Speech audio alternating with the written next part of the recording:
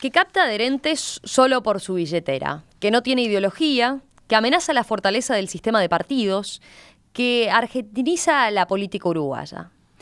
Muchas críticas se escuchan sobre el empresario Edgardo Novick, pero lo cierto es que cada vez logra reclutar más figuras de los partidos tradicionales a sus filas.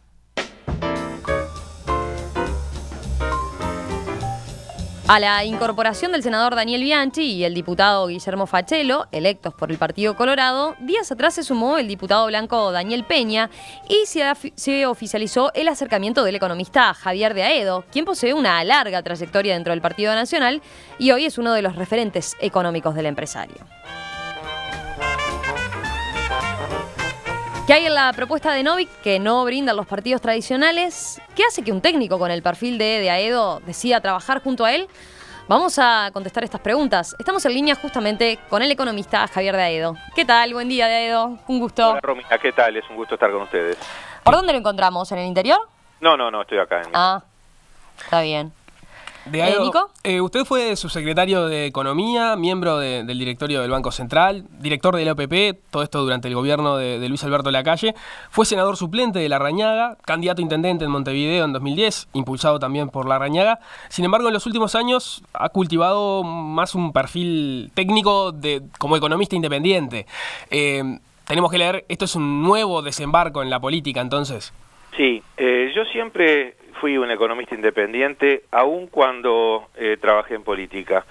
Yo creo que no es incompatible, aunque no sea lo habitual, porque yo siempre digo que cuando uno es economista y 2 más 2 suman 4 en la actividad profesional, también tiene que sumar 4 en la actividad política, si no uno está engañando sus convicciones. Entonces, una de las cosas que yo rescato como una cosa que me da satisfacción es poder haber mantenido una línea cuando fui candidato, cuando fui funcionario, siempre manteniendo las convicciones en materia económica y las ideas que uno tiene. Así que en ese sentido siempre me consideré un economista independiente y además de economista independiente, una persona independiente. Más allá de las raíces partidarias indudables, de generaciones de mi familia en el Partido Nacional y yo mismo, como ustedes bien reseñaban, trabajando en un gobierno del Partido Nacional y después trabajando en el otro sector político del mismo partido. Yo siempre fui bastante orejano en ese sentido y independiente y de hecho eso muchas veces me trajo problemas por ir un poco en contra de la corriente y en contra de las mayorías o las unanimidades, porque hay cosas que a veces en las que no transo y bueno, eso ha generado a veces algunas dificultades. Sí, a propósito de sus raíces y su independencia, en alguna entrevista ha reconocido que, por ejemplo, en más de una ocasión votó al Partido Colorado. Sí, hubo 2 o 3 veces que voté al Partido Colorado, una vez en una elección departamental y otra vez en una elección nacional y en un balotaje. Porque yo creo que lo otro, digo, de siempre pensar que uno tiene mejores en las filas propias que en las adversarias, eso es algo bastante necio, no siempre es cierto, objetivamente no siempre es cierto, y yo lo comparo más con un comportamiento de hincha fanático del fútbol o de otro deporte, donde siempre los míos son los buenos y los otros en la tribuna de enfrente son los malos. Yo creo que puede haber oportunidades en las que, por distintas circunstancias, uno entienda que puede votar a otro partido y no por eso dejar de ser lo que siente que es. ¿Al Frente Amplio lo votó en algún momento? Le pregunto porque en una entrevista que dio hace unos años, en el año 2013 a Montevideo Portal, allí señaló, por ejemplo, que Astori debe ser el líder político del cual me siento más cerca desde el punto de vista ideológico, dijo. Sí, y consultado acerca de si llegaría a votarlo, contestó que si llegara a ser candidato a la presidencia, muy probablemente lo haría. Eso fue hace 3 años. Suscribo totalmente lo que dije en ese momento.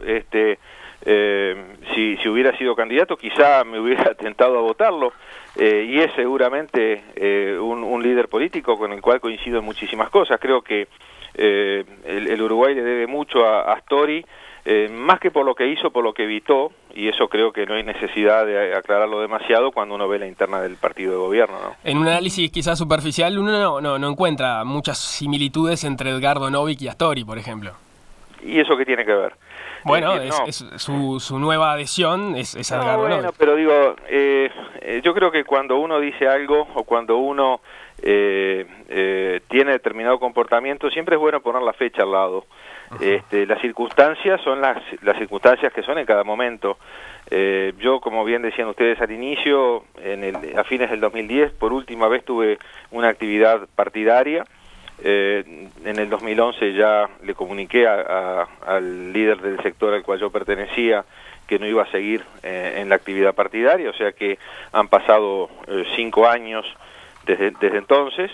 La verdad que no pensaba volver a incursionar en esto, sinceramente, y la verdad que me sedujo la idea de Novik, ya expuesta desde la propia elección departamental, cuando lo voté, de concertar a nivel de la oposición.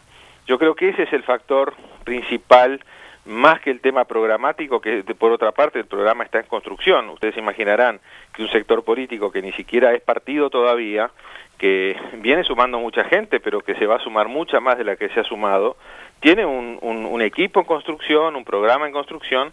Lo que sí tiene claramente son convicciones e ideas. Y a propósito de lo de las fechas en las que uno siente cierta adhesión por alguien o por algo, también la realidad del país no es la misma en un momento que en otro. En un momento determinado uno puede llegar a una composición de lugar de que se necesitan consensos. Yo creo que es urgente que se consigan. Creo que si el Frente gana las próximas elecciones nacionales va a pasar como en Montevideo, va a ser muy difícil sacarlos. Entonces, y se va a perder la posibilidad de la alternancia del poder. Entonces, incluso muchos pueden llegar a bajar los brazos a decir, bueno, esto se vuelve muy difícil. Entonces yo creo que es el momento de sumar esfuerzos en la oposición. Y entonces, bueno, creo que él es quien encarna mejor esa propuesta, pretendiendo que la oposición forme un frente, como ha formado el Frente Amplio, que es una construcción electoral exitosísima, mucho más exitosa, por cierto, que como construcción de gobierno. Usted ha señalado que en general en el mundo se va hacia el bipartidismo. ¿Eso es a lo que estima que vamos a llegar aquí en Uruguay? Yo creo que en el fondo es así. Lo que pasa es que uno de los dos bloques va dividido. Y no solamente va dividido, sino que hay escaramuzas internas en uno de los dos bloques hasta el último domingo de octubre, y después aparece forzado un abrazo en un estrado de quienes hasta hace pocas horas se decían cosas, en público y en privado, y entonces obviamente en las 4 o 5 semanas hasta el último domingo de noviembre no se puede surcir lo que se rompió antes. Ese sí. Método no funciona, está probado que no funciona. Una idea similar manifiesta Jorge Larrañaga, ¿no? Que de hecho viene insistiendo en eso, en que no se puede llegar a uniones y abrazos en el último mes, ¿no? Sino que promueve ahora. Pero ¿por qué opta por este camino de lo que propone Edgardo Novik y no una iniciativa como tiene razón, pero yo diría que es un nivel menos de lo que estamos proponiendo nosotros. Lo que propone el senador Larrañaga, que yo creo que es un segundo óptimo, digamos, en esa propuesta, es una concertación real, un jugar en equipo entre todos los partidos de la oposición, y eso está muy bueno. Ojalá que por lo menos sea eso, pero uno tiene que aspirar al mejor óptimo y no al segundo óptimo. Si el mejor óptimo no se consigue, bueno, habrá que luchar dentro del segundo óptimo.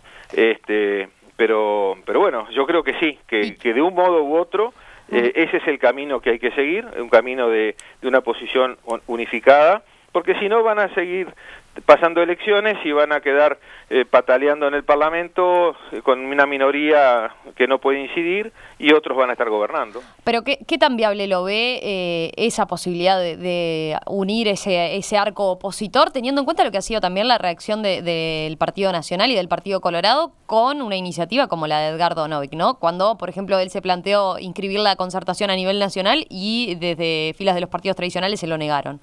Y bueno, lo que pasa es que hay veces que se ven las cosas de muy corto plazo o se ven parcialmente y el árbol no deja ver el bosque.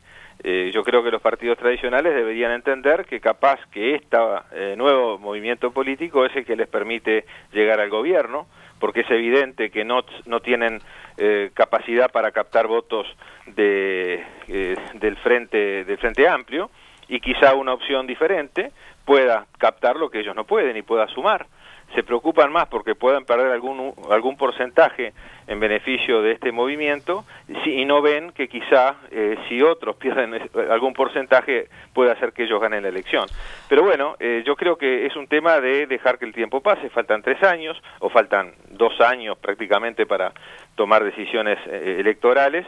Y bueno, y es cuestión de ir viendo cómo evolucionan las cosas, cómo van las encuestas. ¿Percibe que le tienen miedo a Novik, de alguna forma, por el resultado que ha tenido en lo que fue la elección en Montevideo? Pero es evidente que le tienen miedo, pero una persona que es prácticamente desconocida por el gran público, que saca en 3 meses 200 y pico de mil votos en el departamento de Montevideo, esos son 3 senadores, si uno lo ve en esos términos. Se podrá decir que el voto departamental y el voto nacional no es lo mismo, bueno, pero hubo 200.000 personas que ya lo votaron en Montevideo. Entonces, y hay encuestas como la del profesor Botinelli, que ya están dando un 8 o 9%, aun cuando todavía no existe un partido. Entonces son realidades que evidentemente algunos los ponen nerviosos. En el año 2003, en esa misma entrevista realizada con Montevideo Portal, que citaba Romina hace unos minutos, usted fue consultado sobre la posibilidad de un acuerdo de la oposición, como terminó siendo la concertación para Montevideo, y usted decía, es un tema electoral y práctico, para limpiar la ciudad, prender las luces y ordenar el tránsito, no hay temas de ideología, entonces ahí es más factible un acuerdo electoral, y ahí está bueno el esfuerzo, jugar con todo el marco que permite la Constitución y la ley, ir con 3 candidatos, los más pesados posible, y el Frente debería hacer lo mismo. La competencia interna enriquece la competencia externa. Pero no veo esa alianza a nivel país, ahí pesa la camiseta y la filosofía detrás de un partido. ¿Qué hay que entender? ¿Usted cambió de opinión con respecto a la posibilidad de un acuerdo? Es cierto, ¿no? Es mucho más difícil, ustedes lo están diciendo. ¿Les pesa la camiseta? Por eso Novik decía el otro día que hay que ponerse la celeste arriba de la camiseta que uno tiene. No hay que dejar la camiseta que uno tiene. Yo no siento que soy menos blanco. Y Daniel Peña el otro día decía, yo sigo siendo blanco y wilsonista y lo va a hacer toda la vida. Y el senador Bianchi seguirá siendo colorado, y si mañana viene un frentista podrá seguir siendo frentista en su corazón, y en sus raíces o en sus convicciones. Pero acá se trata de sumar por un objetivo que sea común para todos, que es lograr que haya un cambio en el gobierno dentro de 3 años. Es decir, claramente que es mucho más difícil, y lo que dice Novik de las ideologías, ayer justamente lo hablábamos con él, es decir, no tengo ideología. Por definición todos tenemos, ¿qué es una ideología? Es un conjunto de ideas, todos tenemos un conjunto de ideas. Novik tiene ideas muy claras sobre seguridad, sobre enseñanza, sobre gestión pública, sobre equidad y justicia, sobre lo que es la desigualdad de oportunidades que está en la base de nuestra diferente enseñanza privada y pública. Por supuesto que hay ideas y por lo tanto hay una ideología, pero es una ideología que viene del pragmatismo, no de tal bandera o de tal cosa que dijo tal líder en el siglo tal o en la década tal. De todas formas, hasta ahora Novik viene sumando dirigentes blancos y colorados, ¿no? Que abandonan su extracción original, y eso es algo que se critica porque desde algunos sectores, ¿no? De los partidos tradicionales, me refiero a, ¿no termina siendo una forma de debilitar a los partidos tradicionales? ¿No atomiza la oposición? La atomizaría si fuera a votar fuera de la oposición, pero el momento en que va a votar dentro de la oposición no la atomiza, sino que es una opción más en el menú. Lo decía ayer en televisión en la mañana en Canal 12 Doyenart, lo decía la encuesta de Botinelli, que aparece la posibilidad de que Novik logra perforar el muro que hay entre el Frente Amplio y los partidos de oposición, sacando 1 o 2 puntos de los 8 o 9 que le da la encuesta. Bueno, esos son profesionales independientes de determinada disciplina que están diciendo ciertas cosas. Otras personas que tienen intereses creados en su actividad política profesional claramente van a decir otras cosas, porque de golpe pueden perder un diputado o un senador, pero de vuelta, por querer ver el árbol no ven el bosque, ¿no? De todas formas, a ver, lo que viene haciendo Novik podría leerse como lo contrario a lo que predica, ¿no? Teniendo en cuenta que la idea de la concertación suponía de alguna forma aunar esfuerzos en un solo frente opositor, y sin embargo ahora parece que van por caminos a una oposición más fragmentada, ¿no? ¿Cómo se compatibiliza esto con el discurso y la motivación original que viene llevando adelante Novik? La motivación original sigue siendo la misma y no perdemos la esperanza de convencer al resto de la oposición de ir juntos bajo un mismo paraguas en la próxima elección, y si no es en la próxima, quizás sea en la otra. Es cuestión de tiempo. Yo creo que es un proceso que va a llevar su tiempo. En la medida en que los líderes y los dirigentes miren más para adelante que para atrás, van a entenderlo. Lo que pasa es que hay algunos que siguen hablando de la batalla de Carpintería o de Massoyer, que no hay que dejar de tenerlo en el corazón de cada uno, según como del lado que estuviera, en fin, pero el tema son las elecciones de 2019, no es 1904 ni el siglo XIX. Por eso, cuando el Partido Socialista y el Partido Comunista integran el Frente Amplio, no han perdido identidad, integran una coalición electoral y una coalición para gobernar, pero no han perdido sus identidades. Entonces no hay que presentar esto como que uno pretende que alguien pierda su identidad. Sin la estructura de un partido y sin haber participado nunca en una elección nacional, el empresario Edgardo Novik ya suma 2 diputados, un senador, un alcalde y varios ediles en sus filas, imponiendo rápidamente su figura en el plano político uruguayo.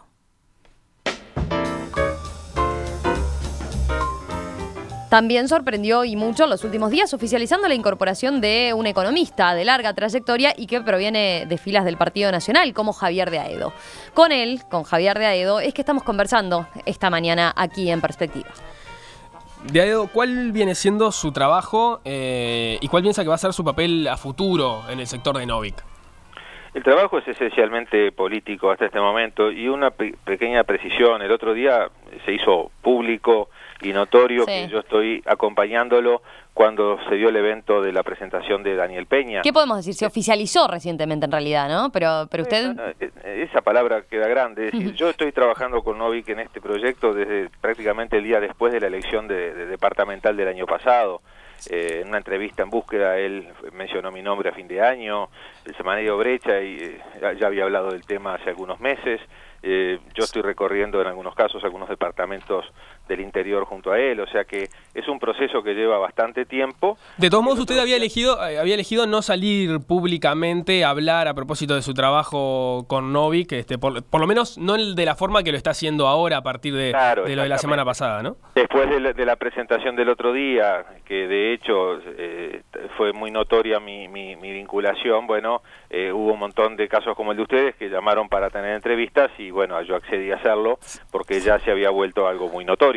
Pero de hecho ya hace 2 semanas estuvimos en Tacuarembó, hace 1 mes y medio en Salto y en Paysandú, y ahí también dimos un montón de entrevistas, o sea que eso es básicamente una trayectoria que lleva ya casi 1 año y medio, y como les decía, es un rol político hasta ahora. Obviamente hablamos de economía y hay algunos temas económicos que él ha manejado en algunos videos que ha publicado en Facebook y en algunas entrevistas, y son cosas que conversamos. El otro día estábamos viendo todos los temas de empleo que están sobre la mesa en nuestro país, pero es un grupo en formación, es un grupo relativamente chico por ahora.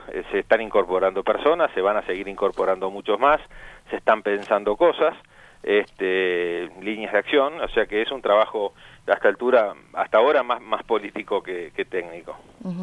Le menciono uno de los aspectos en los que se hace referencia en muchas ocasiones, ¿no? Cuando se habla del tema de la candidatura de Edgardo Novik, que es lo que tiene que ver con el dinero, ¿no? que tiene él como empresario.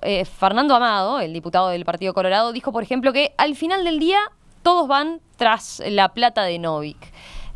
Usted, por otro lado, ha declarado que al revés, un punto que tiene fuerte es que él no viene a vivir de la política.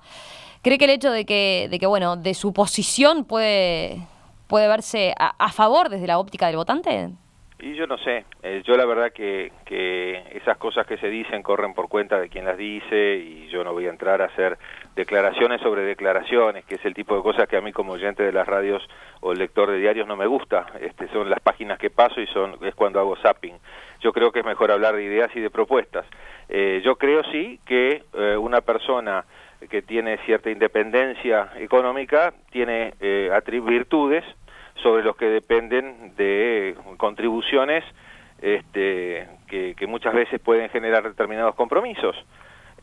Bueno, eso es otro de los puntos que se le cuestionan, ¿no? A ver, su perfil de empresario no implica el riesgo de que se convierta en un representante, por ejemplo, de las cámaras empresariales en el Ejecutivo. Y bueno, eso de vuelta, son prejuicios que se pueden tener, cada uno se irá formando la opinión del candidato, del personaje o del dirigente desde su óptica. Es evidente que estamos en una sociedad que tiene muchos prejuicios en ese sentido y que es muy de colocar etiquetas, ¿no? Y entonces, bueno, eso son cosas con las que hay que lidiar, pero de vuelta yo creo que lo que importa son los hechos y hay que ir mostrando un comportamiento, una conducta, un camino, y bueno, y la gente se irá formando su opinión. Yo creo que siempre se pueden ver las dos cosas. También se puede ver, como decía yo recién, la menor necesidad de ir a golpear puertas que generan compromisos. Y bueno, ustedes son periodistas hace muchos años y están al tanto de informaciones que han sido investigaciones periodísticas que se hicieron durante muchos años que han mostrado cosas, y bueno, también desde ese punto de vista uno podría decir, no, miren, es al revés, acá hay una persona que va a necesitar asumir menos compromisos con terceros de los que asumen habitualmente los políticos. También está lo que hablábamos hoy de la ideología, ¿no? Es decir, y no lo terminábamos de exponer en el bloque anterior.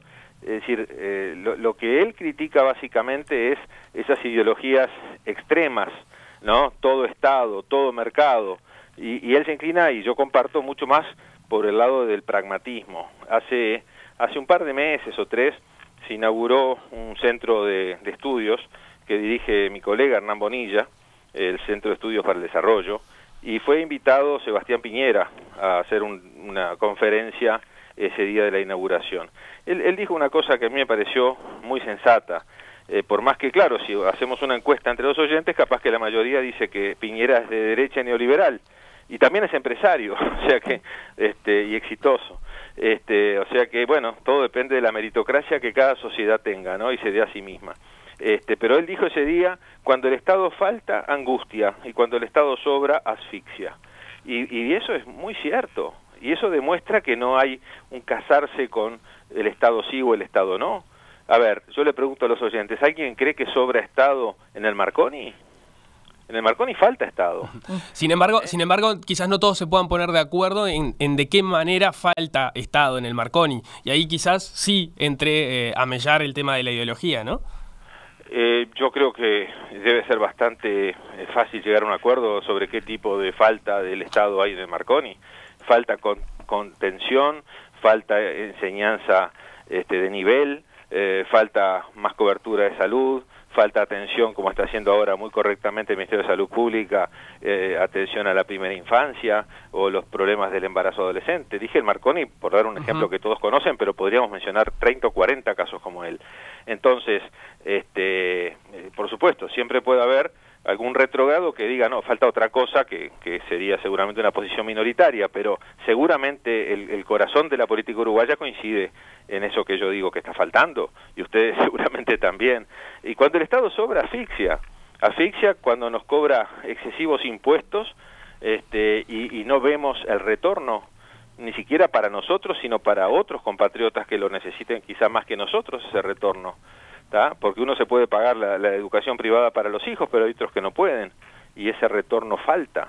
Entonces, cuando alguien quiere emprender y hacer una empresa, o quiere competir, o quiere producir, el Estado lo asfixia también. Con esto está delineando lo que sería una línea económica de lo que es la propuesta de Edgardo Novick.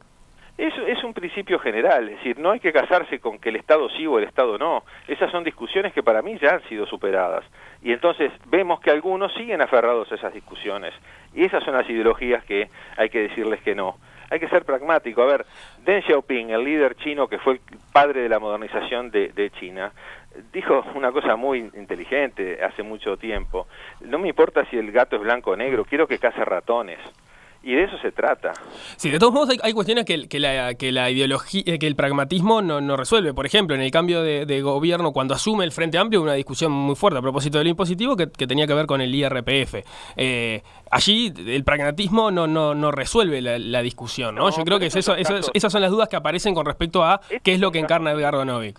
Esos son casos totalmente de segundo orden. Los valores relevantes de la sociedad están muy por arriba de eso.